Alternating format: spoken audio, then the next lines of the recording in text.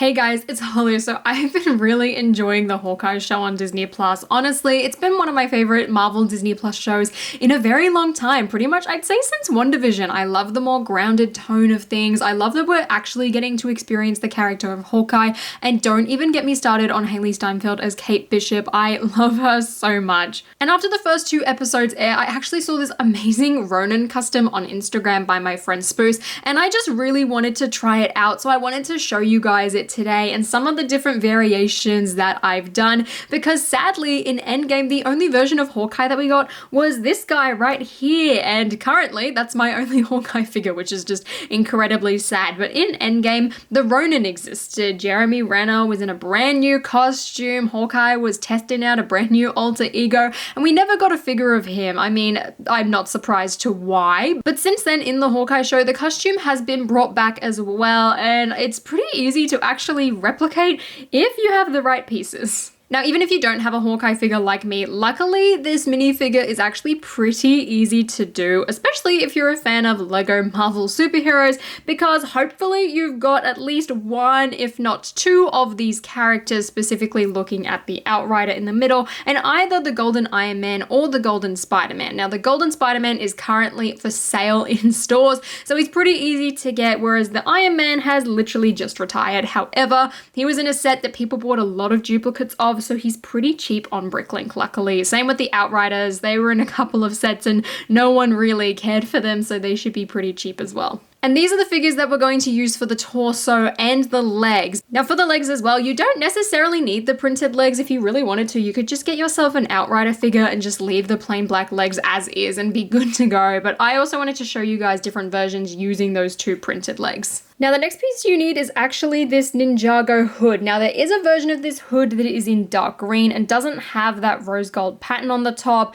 and it's definitely a lot cheaper than this one because this was only on 2 figures in quite an expensive Ninjago set. This piece cost me quite a lot, but I feel like it works really well. If you want to take the cheaper route, you could always get just the plain dark green one and then cover it in Sharpie. I decided to just make the splurge though, just because I really liked that printing on the top, and even though the color's not exactly right, I think it added just a tiny bit more detail, even though it is literally a giant clock. If you don't want to get the hood, you can always go for just like a typical sort of like face scarf, or you can just go all out and do like an unmasked Hawkeye Ronin and just get the Clint Barton head and hair, which is really simple. It's just the young Han Solo hair, or even Cedric Diggory head if you've got a couple of them lying around. And then this hairpiece is so common these days, I'd be shocked if you didn't already have it somewhere lying around.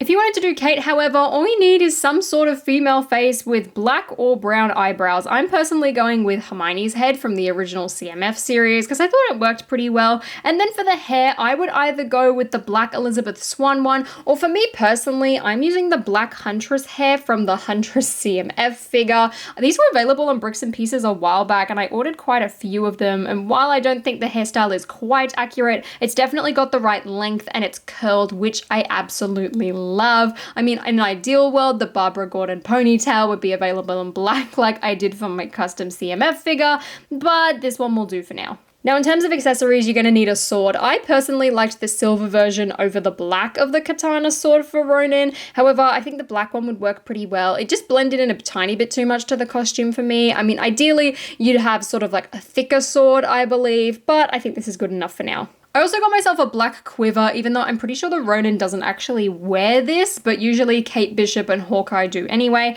which is the main reason I picked it up. Now these next ones are completely optional, but since the Lego City sets had Labradors this year, I feel like you might as well go all out and get Lucky the pizza dog. He's available on Bricks and Pieces or Bricklink, or even just in some of the city sets. Highly recommend because I think he adds a lot. And just to top it all off as well, why not get a pizza box? I feel like it's just pretty accurate, adds a little bit of extra spice. Now the first step, just like when the Avengers were fighting, is to get rid of the Outrider's head and ideally his extra arms as well, just so that you're left with the torso and the plain black legs. And this is for the most basic version you can do. Next up, depending on which version you want to do, you can take your Kate Bishop head or your Clint Barton head and just stick it on right there. I'm personally going to do the Kate Bishop version just because I really like her as a character. Now, if you didn't want to splurge on the hood piece, at this point you'd probably add the little good old Huntress hair or whatever just long curly black hair piece you want. However, I spent good money on this piece. I want to get my use out of it, so I'm just going to slide that on, and there you go with your most basic version of the Ronin. And even though Kate doesn't actually ever carry the sword in the episode so far, I'm just going to give that to her just to make it a bit more complete. And that is the most basic version. However, like I said, if you do have a golden Iron Man or a golden Spider-Man lying around, you can actually swap out the legs. So starting off with the gold Iron Man, we're just going to take his legs off and swap them out with these plain black ones. And that way you've got a tiny bit more of the gold detailing when it comes down to the legs. You've also got some on the hips. And overall, I feel like it just makes this figure a lot more interesting. However, personally, I find the Iron Man ones look a bit too like Iron Man-y and not quite like fabric suit-like. So I personally prefer taking off the legs off my golden Spider-Man and putting them on top of this sort of custom Ronin figure. It doesn't quite look as overwhelming to me, and I feel like the grey as well does suit pretty well. However, the pattern doesn't quite follow down to the legs as nicely as that Iron Man one did. If you wanted to go the extra mile too, you could always swap out the golden Spider-Man's arms. However, I'm perfectly happy with just the plain black sleeves because I feel like there wasn't too much golden detailing on the costume. And then to top it all off, why not add Lucky the pizza dog as well as his little pizza box, and suddenly you've got a custom Kate Bishop as the Ronin. And then you can easily swap this out too just by switching up the head. That's really all you need to do, especially if you've got the mask. If you're going to do an unmasked version, you'll need to match up the hair as well, but there you go. Now we have a version of Clint as the Ronin.